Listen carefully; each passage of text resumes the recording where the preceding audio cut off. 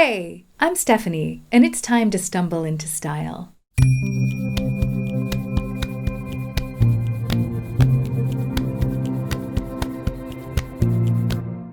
Welcome to Signature Style Sunday, my weekly video series in which I document my journey as I attempt to find my very own sense of style using mainly what I already own. In this week's video, I'd like to talk about my plans to finally curate my closet and what that means and why I want to do it. If you've been following my channel for a while, then you know that I already decluttered my childhood closet. And that was a really useful experience because I got to flex my decluttering muscles and get a taste for what curating a closet might feel like. Now, I'd really like to focus on my real working everyday wardrobe. And it's a little bit daunting to me for a lot of reasons, but we'll get into that later. The reason I'd like to get in there and try to curate now is actually one of the reasons that I started on this style journey in general. And that is because of my aunt. She was a lovely woman, and she and I had a lot in common. And a lot not in common. And she passed away a while ago. And when we were, going through everything and getting the estate in order, one of the things I realized was that she must have always looked like a Hollywood starlet, no matter what she was doing. Whether she was rolling out of bed, brushing her teeth, watching television, reading the newspaper, cooking dinner, she must have always looked absolutely gorgeous because this woman did not own anything, any clothing that was not somehow glamorous. And I mean, that went from like details in her socks all the way through to like scarves that she would wear and accessories that she had. I mean, she just must have always looked classy. Like, I just assume she just always looked classy, like, at family events, because everybody gets dressed up for family events. But she didn't own, like, sweatshirts. She only owned beautiful things. And it just made me realize that I am a scruff-a-muffin most of the time. And there's nothing wrong with being a scruff-a-muffin. Like, I don't judge anybody who wants to look like a scruff-a-muffin. However, what I did realize is that I want that. Like, I want to look like a Hollywood starlet when I am cooking scrambled eggs. I don't know. That's just something I aspire to now. and I don't know. It's kind of a way for me to not only keep her memory near me, but it's also a way for me to expand my own horizons. My main problem now is that I always gravitate towards the same clothes. I gravitate towards this sweatshirt a whole lot, and this hat matches it really well. Plus my mom made it, so I get to think of her whenever I wear it. And then like yoga pants. And I mean, for a day like today where all I was doing was working out and running errands, it's perfectly fine. But how much cooler would it be if I had comfy clothes that also looked classy? Like, that would be kind of cool. And I'm sure I have stuff in my closet that I've just never thought to use in that context, simply because, like, I treat my clothes like the good china. Like, if I have something that fits me really well and that looks really good, I'm like, oh, well, I have to wait for a special occasion to wear that because I don't want to wear it out. And that's a shame because, it's just like the good china going to waste. Why not use the good china every day? There's no reason to keep it in the china cabinet. Why not wear the clothing that looks good on me every day? If it's comfy and it serves a purpose, go for it. And I think one of the ways that will make it easier for me to do that and to thus find my own sense of style will be to really go through my whole wardrobe, including my accessories, including my makeup, going through all these different elements and searching out the things that I absolutely love and that I want to get a ton of use out of, and kind of putting everything else aside and seeing what I really don't need anymore, what doesn't serve that purpose. And I think it'll give me a lot clearer vision of what I would like to achieve specifically this year. But I do think that this declutter is going to be more challenging than when I decluttered my childhood closet. And I think there's a couple of reasons for that. Those were all the clothes that I knew I didn't need anymore, and that's why they were in that closet to begin with. And so the stakes were really low. When I got rid of things in that closet, I was like 100% sure that I would never need them again and that I would never miss them again. However, this time I'm going to be actually like curating my everyday working closet. And part of me is a little bit nervous that I'm not going to make the best decisions. The second reason I think it's going to be a little bit more challenging is because I have two wardrobes. I have one closet, and within that one closet I have my two wardrobes, my private life wardrobe and my like professional wardrobe. And most people have that, I think, at least in the Western world. But in my case, I think it's a little bit more extreme just because my professional clothing runs the gamut from like really formal evening gowns to like punk rock tattoo inspired faux leather fishnet stuff. So like there's just a wider spectrum there. And one of the things I'm going to need to do with that is really figure out, how much can I skim that down? What core elements maybe can I keep from that wardrobe? And then how can I accessorize those to have the same effects so I can essentially have less things? Because I do need to work all these different jobs and I do need to play the part for each one. But, it's going to be a little bit challenging, I think, to slim down that wardrobe. So for me, I think that's going to be an additional challenging factor. And then the third one is the fact that my taste in colors changes, my taste in styles change. And like I was talking to my mom the other day and she's like, what are you really trying to get at? Because, in reality, your style is constantly changing. So what does signature style even mean? They got like really existential.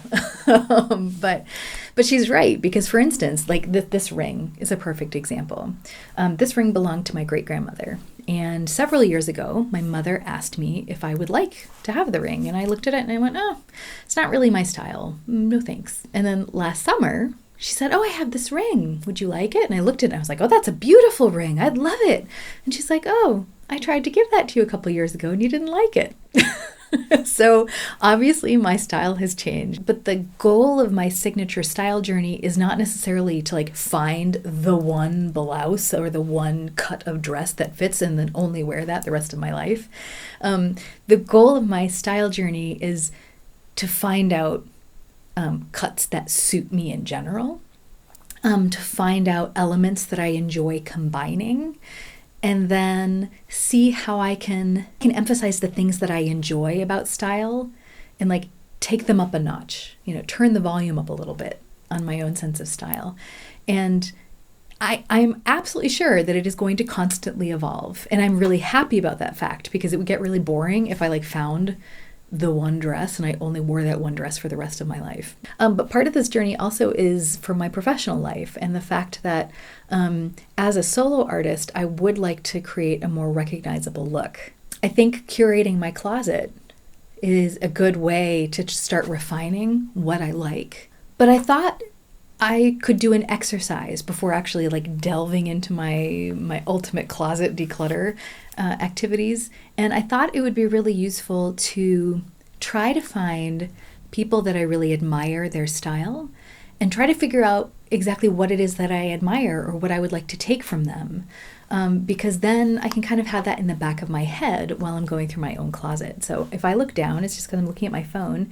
I'm going to put some pictures up here on the screen, and I would like to make sure I'm talking about the right pictures here. The first woman I'd like to talk about is Ones Obel. She is a Danish composer, singer-songwriter, and she not only is talented and makes beautiful music, I also think she is a beautiful woman, and the clothes she wears really supports that. And so I thought I would take a look at why I like the pictures that I do. One of the things that I like about her style is that she always wears very clean lines.